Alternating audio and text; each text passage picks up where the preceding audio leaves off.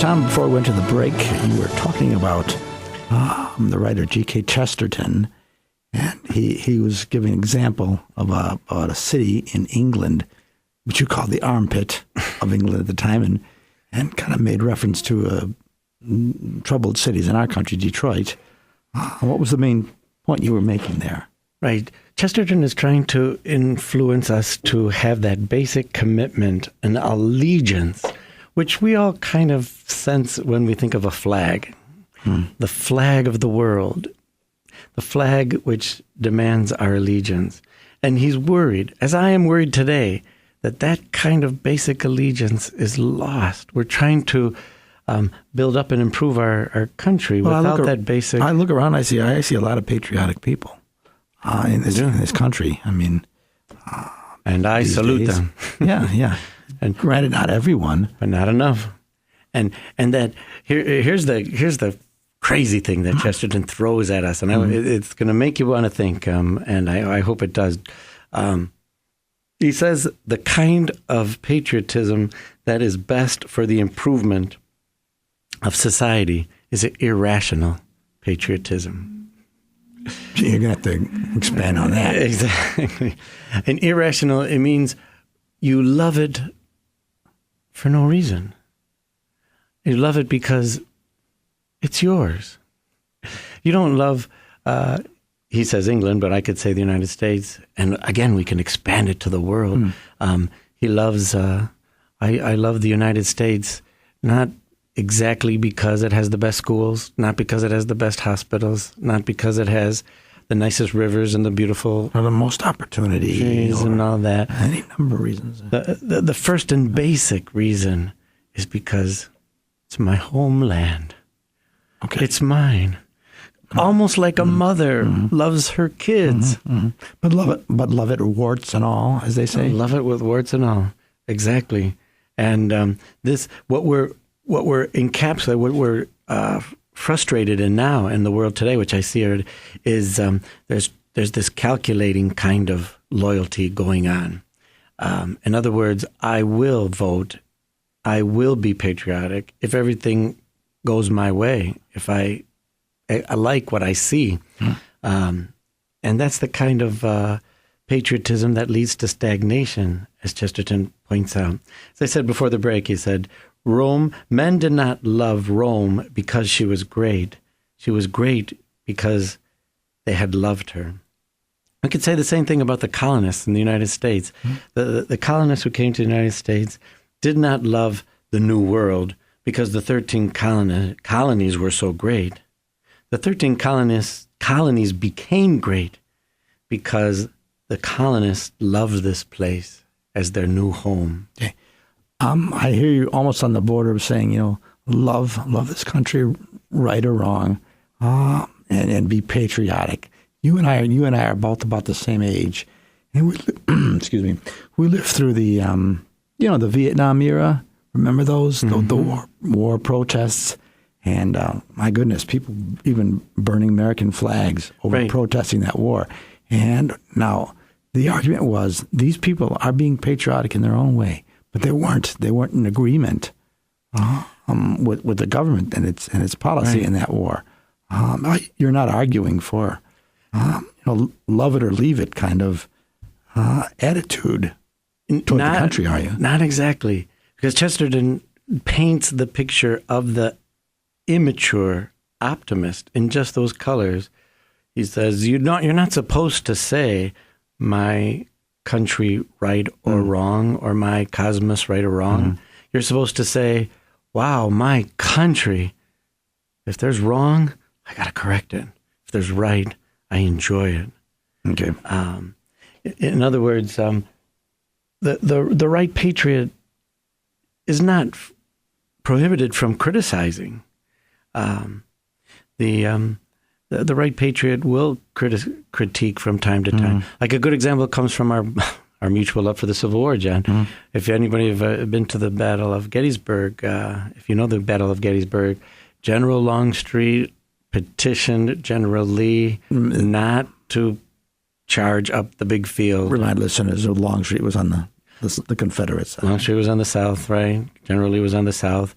and they were getting ready to attack the North. And Lee had this great idea of march the whole army up this almost a half a mile field, while cannons and gunfire just mow them down.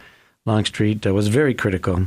Now, Longstreet was not being anti-patriotic at that point. He was being patriotic. He wanted to save the army so that they could win the war. And he was obeying his superior officer. But he was obeying the superior officer, exactly. He had to do it. So Chesterton and I think we all have an instinct that critiques do come into play. But what's happening, that failure to make good distinctions, is the failure to see a kind of a critique that is a critique about a method versus a critique of the whole kit and caboodle. It's kind of like those who would say the country is completely wrong, and the country can't be right. A good example that we're facing today, the war in Afghanistan and Iraq. There are so many people that say, well, I support the troops, but I don't support the war. In a certain sense, that's a bit of nonsense, because they're out there fighting a cause. And right. How do you separate the two? It's very difficult to separate the two, is right. I suppose good people can disagree about the methodology, and I suppose good people can disagree about whether we should be in the war or not. There's a lot of people who say we shouldn't have been in the war, and I don't agree with that position, but I understand, and I could see some reasonableness in there, and I'm not going to throw them off the boat for that. Okay, can I jump in here? Yeah. Before we went on the air, we were chatting a little bit about the immigration subject. Immigration comes into this issue as well. You were making a couple of points about how that relates to this patriotism you're talking about. Exactly. Would you? What I wanted our listeners to consider, because we're all concerned about immigration, and I, being a priest working in the Hispanic community, am concerned with it very much. However, we have to make a good distinction. I'm afraid too often the issue is approached without making good distinctions. And I would like to say that the greatest problem with the immigration debate is not that money is wasted on the wrong people, although much can be said about the injustice of receiving benefits when you contribute nothing. The greatest problem is that a large population of people who do not have a basic, irrational loyalty to this nation can be a cancer that creates not faithful citizens, but gives us sneaky opportunists. And that is a problem here. It's a growing problem, because that group of people that don't have that basic loyalty to the flag, this is my home, won't. They're loving being here only in so much as it's benefiting them. But you're saying that their primary allegiance is not to the U.S. of A. Maybe somewhere else. And many times it's to nothing. It's to nothing. It's nowhere. And that's the saddest part. A lot of the Hispanics that I know, I guess they sense a little bit of a loyalty to their roots, their people back, their nation back home. But there's a frustration there that they have as well. But exactly, the immigrants, and I would argue that the kind of the liberal leftist politicians must first be made to love the United States, first and foremost. Make an oath, a love that is somewhat like an oath, so that they can join the difficult work in loving this land into a better future. Well, you can't make a law that says somebody loved the land.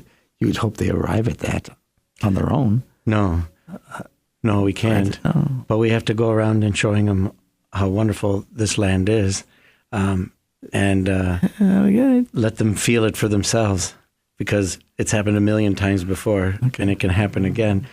Those who don't find that kind of, they turn out to be like teenagers who go through the rebellious spirit side in their family life, when the home is never good. Being outside and being with friends is all the mark. Well, John, I think we're running out of time quickly, and we want to thank all of our listeners for being here. I hope you tune in next week. John, thanks for being with us on The Other Nation, Unlike Other Nations. That's the name Do you of want to it. give a little plug for your website? Okay, and then that's right. We got a couple extra minutes. Yes, Give your website address if someone wants to. www.imcc-chicago.org is our church website. You can get to Immaculate Conception that way, or send me an email. And we put our shows up on YouTube. The shows are on YouTube. Go into the search box and put in Unlike Other Nations, and you could listen. They're in 2 parts because it could only be 15 minutes each. So please do that. We are listener supported, so we're looking for help. Pray for us, and We'll see you next week. again, tune in next week. Thank you for listening to Unlike Other Nations with your hosts, the Coys brothers, John and Father Tom. If you see the need for programming such as this, please pray for this ministry and consider a financial gift. No amount is too small. Send your check to Immaculate Conception Parish, 2745 West 44th Street, Chicago, Illinois, 60632. Make your checks out to Immaculate Conception. If you'd like to ask a question or would like prayer, send Father Coys an email at ftcoys@aol.com or John at coys2900@comcast.net. You can also listen to archived shows on YouTube by searching for Unlike Other Nations Radio. Help us keep Lincoln's hope alive. We have been and still remain the last best hope of mankind. Tune in next Sunday morning at 11:30 for another edition of Unlike Other Nations right here on AM 1160.